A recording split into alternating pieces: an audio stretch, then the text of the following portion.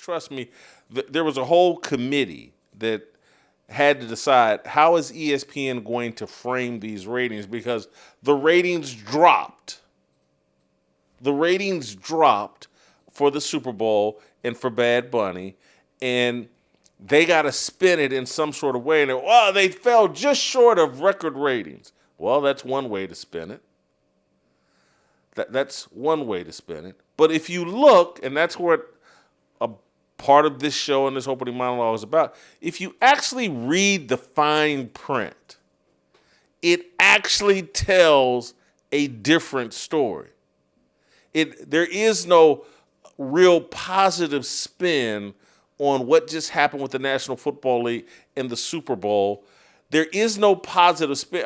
They just fell short of record ratings. The viewership's down 2% to 124 million. And it was a boring game. It just was an exciting game. If they had a better matchup and a better game, the ratings would have been better. Well, last year's Super Bowl that allegedly set all these records, the Eagles were up like 20-0 at halftime and 40-6 at some point or whatever. And so, and I get, hey, Patrick Mahomes was there, and you had Jalen Hurts, you had the black quarterback thing you could sell, and the history. I get it. But I'm just telling you, if you read the fine print of the stories that are coming out and trying to spin these Super Bowl ratings, it actually tells the real story. I want to first read you something from Front Office Sports. They had, their article, Super Bowl 60 viewership down 2%, draws 125 million viewers, basically. Well, here's what the fine print actually says in the story, buried in the story.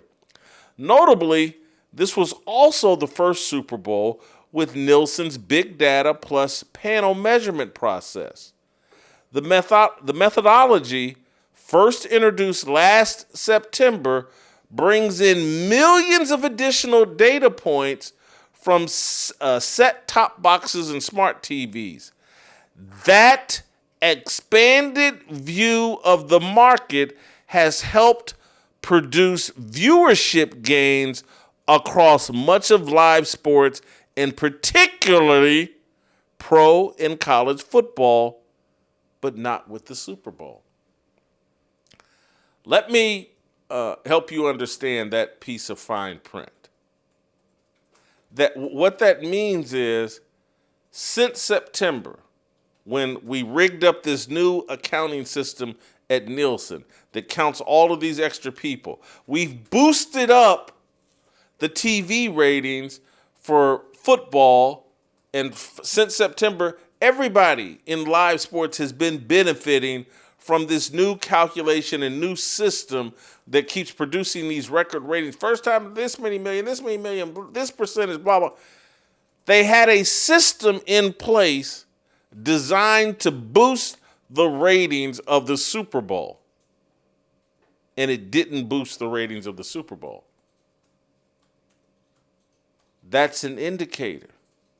That's an indicator that the NFL and the Super Bowl are losing their grip. They've become too arrogant, that the Bad Bunny thing was a mistake. That the de-emphasis of competition in all sports has been a mistake. People are finally starting to wake up to the diminished content. They're producing more content and they're giving us more content, but the content is no good. And that the NFL, if people were interpreting this properly, if they were free to explain what's happening properly, they would be telling you all today that, man, the NFL and football for the first time is running into the same problem that the NBA has had, that Major League Baseball has had, that their grip on America and American television is actually starting to slip. And they've put together these systems to conceal the fact that their product, if I had been thinking, I would have compared this to The Wire, my favorite TV show. They've stomped on the product. The heroin isn't as good as it used to be. They're having to lace it with other things to cover up for the fact that the heroin's no good. And the customers, Bubbles, and the people addicted to the National Football League and football are starting to wake up like, hey, man, I'm not getting as high as I used to off of football. And at some point in The Wire, their argument was Stringer Bell would tell people like, hey, man, that just means they'll buy more heroin. Don't get as high, just take more heroin. That's what's been going on in sports. Hey, you're not getting as high, but all the games are available to you everywhere. Because again, people like me, Peyton and Luke and Justin, you guys have no idea that there was a time when you would get 2 football games on a Sunday, and that's it. Whatever your hometown team was, and then you get another game, and that was it. The Pacers, when I was growing up, maybe they had 10 games on local TV a year. You listen to most of the games on the radio. Again, there was a time when the product was scarce. Now they put the product everywhere. They've removed the competition from the product, but it's more readily available.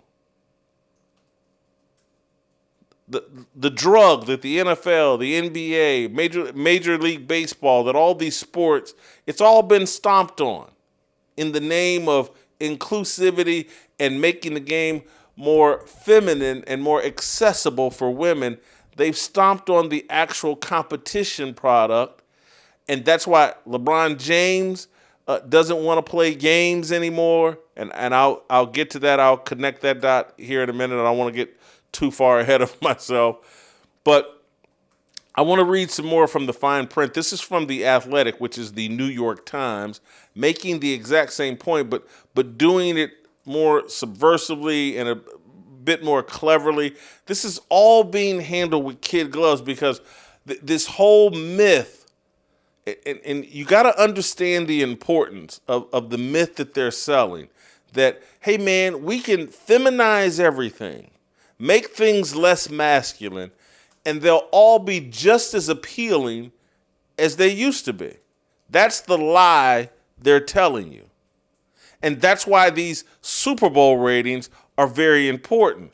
They want you to believe that this stomped on product, this diminished product, this product that we've loaded up with all these different agendas, they want to tell you, they want to lie to you and say, man, it's just as potent as it's ever been.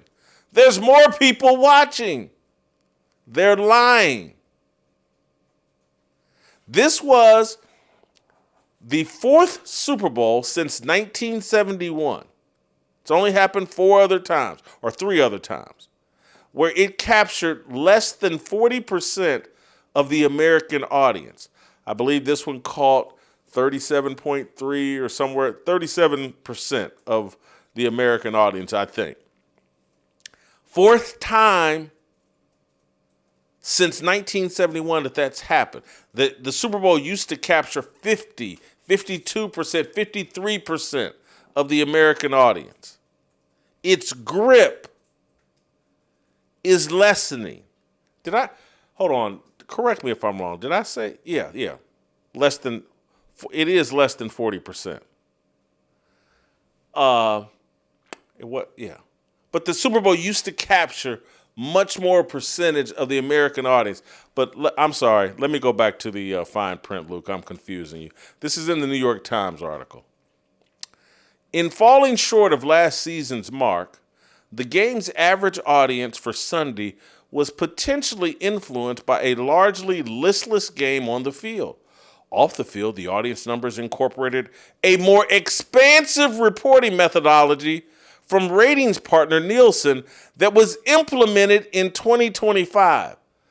The new system more accurately captures the full audience picture, if resulting in across-the-board higher than historical numbers for a range of sports TV properties over the past 6 months. That last sentence, in my view, intentionally confusing. They're trying to make the point in their celebratory article, or their article, I wouldn't call it celebratory, but in their article analyzing and making excuses for why the ratings dip. Trust me, there are hundreds of millions of dollars riding on these ratings. Hundreds of millions of dollars, if not billions of dollars, riding on keeping the perception that the NFL and the Super Bowl is just as strong as ever. No, it's not. No, it's not. The NFL has a real problem, and they are trying to cover it up, and they're using their media partners to put out these vague articles that don't champion, hey, we didn't break records, but we came close to breaking records. And, if the game had been better, if we had this star, they're making excuses. This system was tweaked in September to produce record ratings. And not only did it not produce record ratings, the ratings actually fell.